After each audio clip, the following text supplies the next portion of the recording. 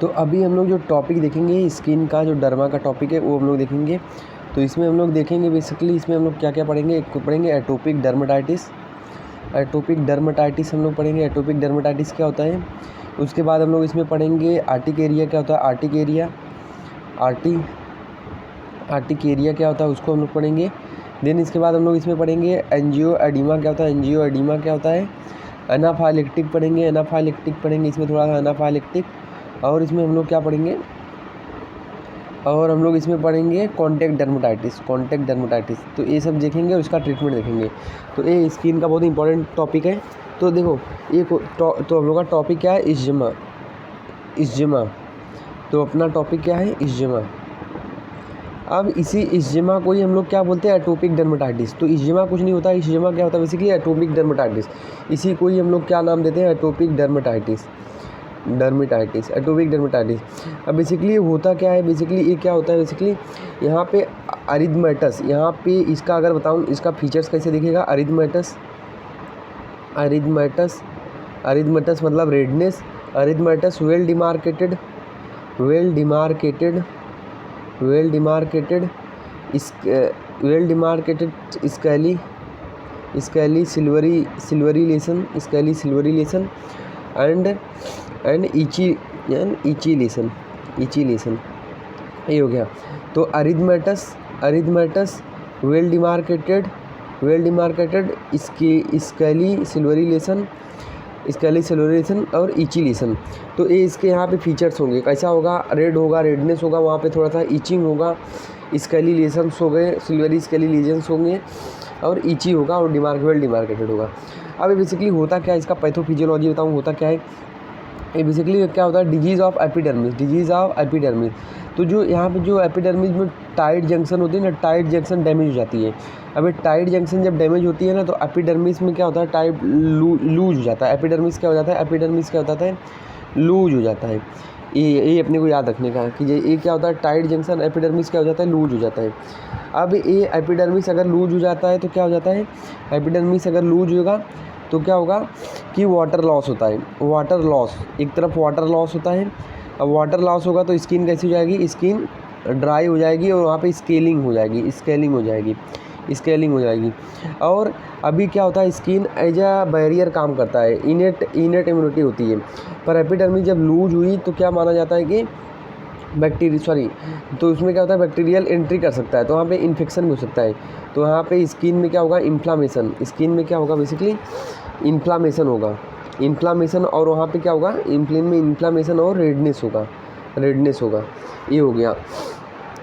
तो ये हम लोग ने देख लिया।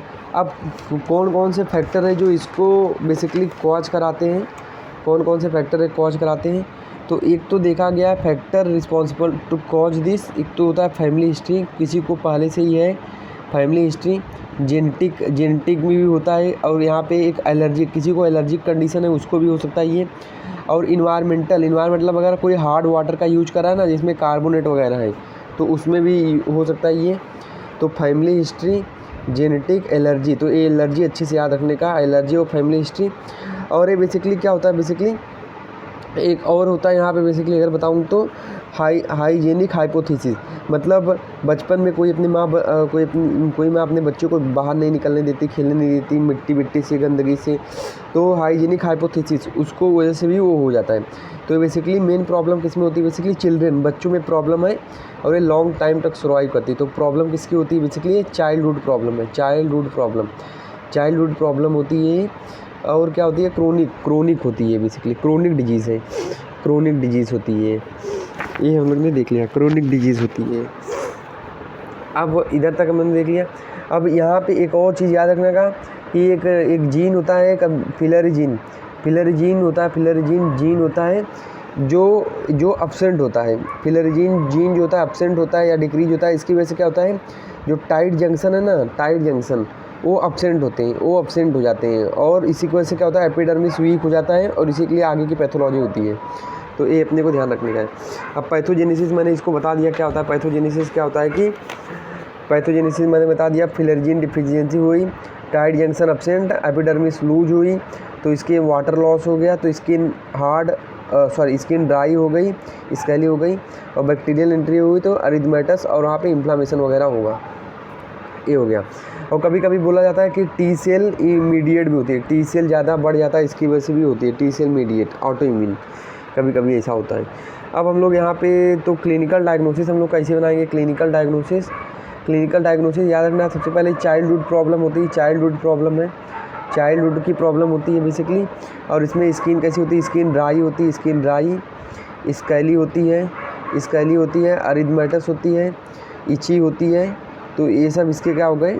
और ये बाईलेटरल होता है, बेसिकली बाईलेटरल होता है, मेनली बाईलेटरल। अब डिफरेंशियल डायग्नोसिस का क्या बनेगा?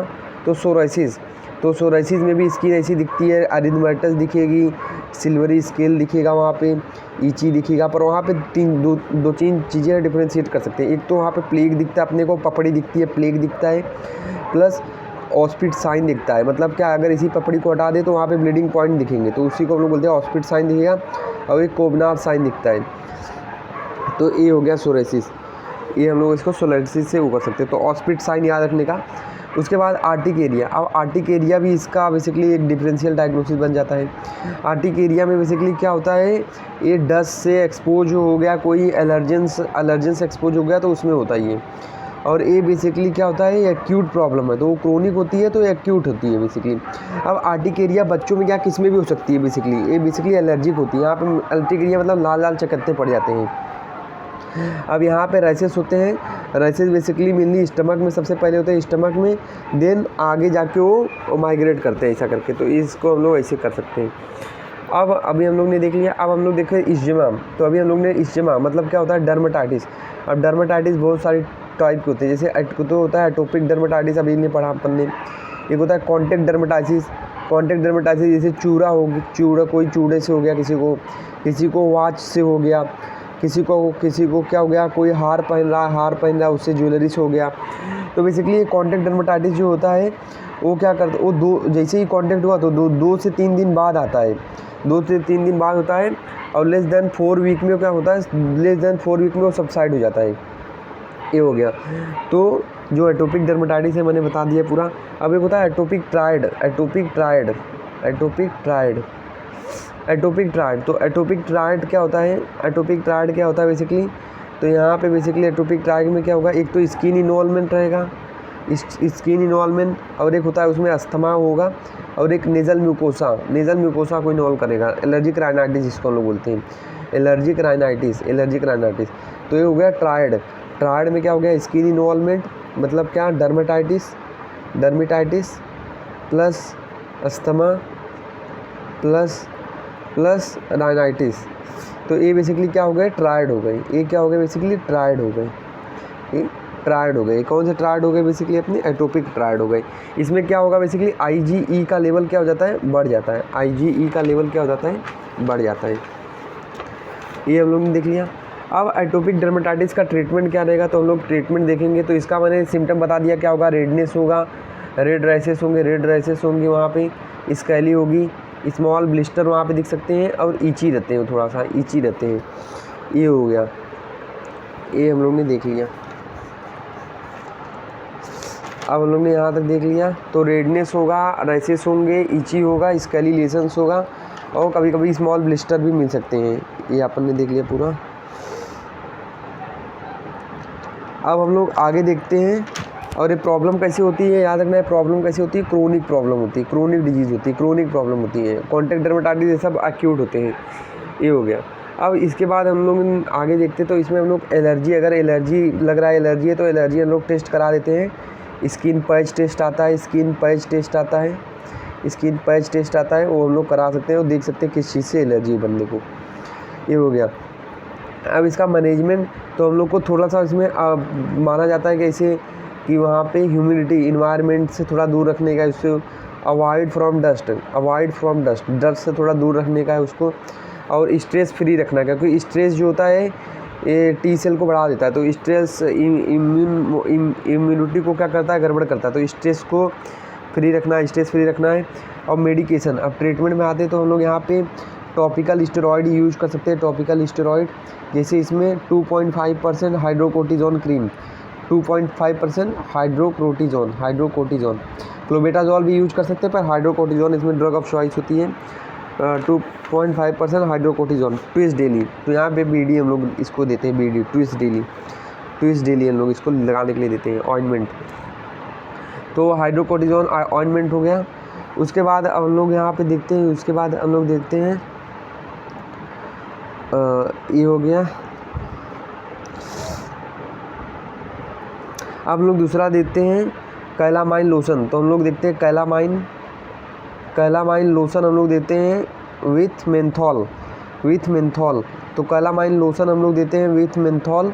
तो ये हम लोग दे सकते हैं, इसको एक ब्रांड नेम आता है कैलामॉल करके, कैलमॉल। तो ये भी हम लोग यूज कर सकते हैं इसमें। ये कूल करेगा, एरिया को कूल करेगा वहाँ पे। ये हो गया स्किन केयर को हम लोग ऐसे करना है। अब जो इम्यून मॉड्यूलेटर का भी इसमें हम लोग यूज करते हैं। तो एक होता है कैल्सीन्यूरिन इनहिबिटर, कैल्सीन्यूरिन, ये विटिलिगो सोराइसिस में भी यूज होता है। टैक्रोलिमस क्रीम आती है, टैक्रोलिमस क्रीम बहुत ही फेमस है, ये हम लोग यूज करते हैं। और यूवी लाइट का भी हम लोग यूज करते हैं। ये हो गया इम्यूनिटी, अगर इम्यूनिटी में कोई गड़बड़ तो। अब हम लोग टॉपिक देखते हैं, टॉपिक आर्टिक एरिया। अब हम लोग देखते हैं आर्टिक एरिया।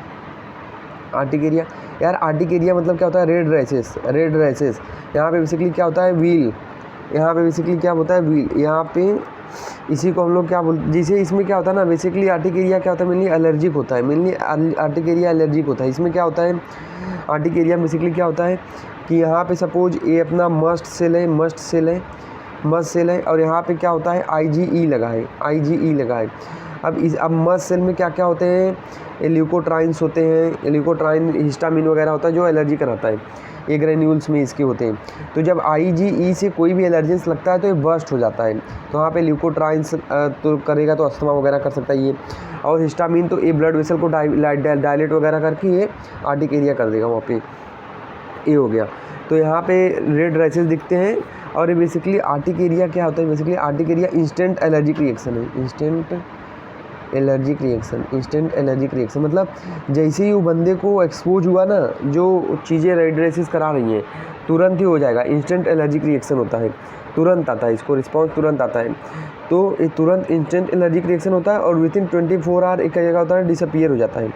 और जो कॉन्टैक्ट डर्मेटाइटिस है ना, कॉन्टैक्ट डर्मेटाइटिस वो बेसिकली क्या होता है? 3 से 4 दिन बाद आता है, कॉन्टैक्ट 3 से 4 दिन बाद आता है। और लेस देन 4 वीक में क्या होता है? डिसअपीयर हो जाता है। अब क्या होता है, जो आर्टिक एरिया की प्रॉब्लम है, एक एक्यूट हो सकती है और क्रोनिक हो सकती है। तो एक्यूट जो होता है लेस देन 6 वीक तक परसिस्ट करती है और क्रोनिक वाला ग्रेटर देन 6 वीक तक परसिस्ट करता है।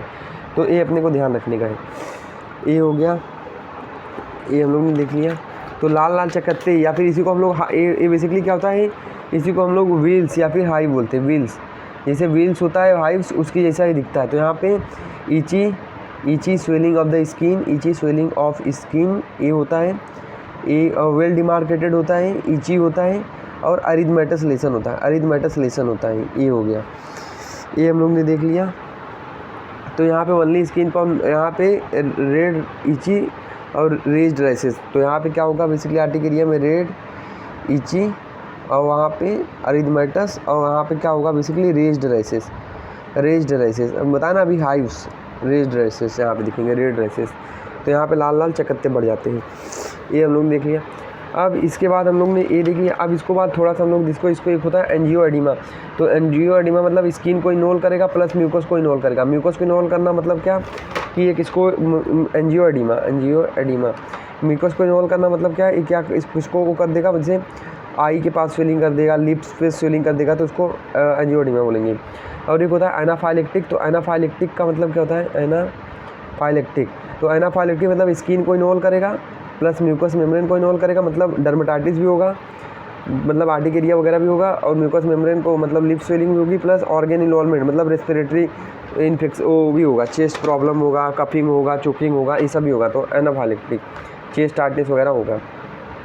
अब RX में क्या होगा आर्टिक एरिया में? तो अगर जैसे हम लोग यहाँ पे लियोसेट्राजिन प्लस मोंटेलिकॉस्ट का कॉम्बिनेशन दे सकते हैं। यहाँ पे 5 mg OD रात के समय, या फिर यहाँ पे हम लोग हाइड्रोक्सीजिन हाइड्रोक्लोराइड दे सकते हैं। वहाँ पे टैबलेट हाइड्रोक्सीजिन हाइड्रोक्लोराइड, इसको हम लोग 25 mg TDS हम लोग दे सकते हैं, और 25 mg TDS इसको दे सकते हैं, अट्रेक्स के नाम से आती है।